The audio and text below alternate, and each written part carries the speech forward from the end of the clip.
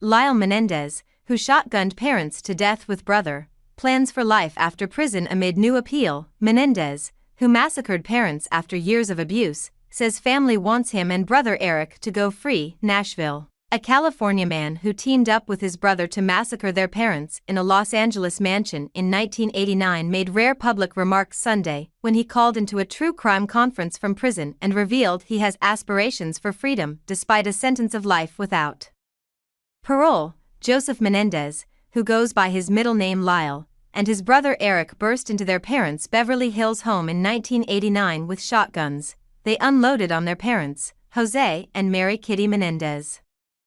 They fired so many shells that one of them had to get another from his car before he came back to deliver a fatal shot to their mother.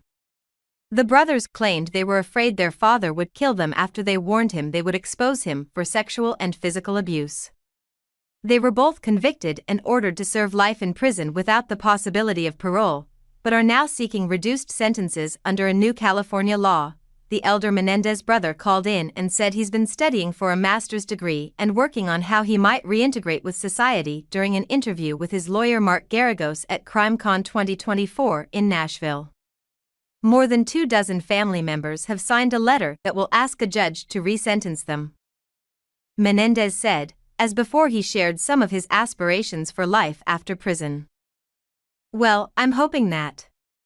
I've had these discussions with corrections officials who are in charge of letting formerly incarcerated people return to the prisons to do good work, and they are definitely open to and would like me to continue to work on this idea of transforming prison yards so that it creates living environments and communities that produce better neighbors," he said on speakerphone in a collect call to interviewer Laura Ingle during a panel at CrimeCon 2024 in Nashville. Then an automated voice chimed in, warning that the call was being recorded. "So I hope to do that.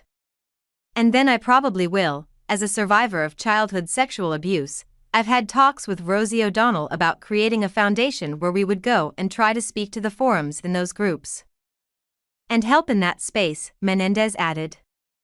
"It's an area that I spend a lot of my time in." He said he's currently working behind bars to form therapy groups with other inmates. As you're probably aware, a lot of the prisoners had difficult childhoods and come from difficult circumstances, and so I've formed groups where they can more confidently talk about that, he said.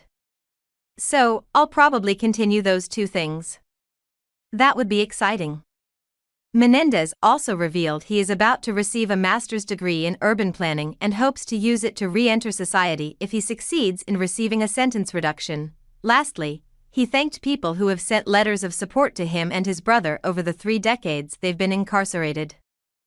"I would just express gratitude to so many, an enormous number of people around the world and around the country who have written my brother and I or visited the Facebook created for victims to express themselves on through my family's help and just express gratitude for their support, their belief that we should be given a second chance."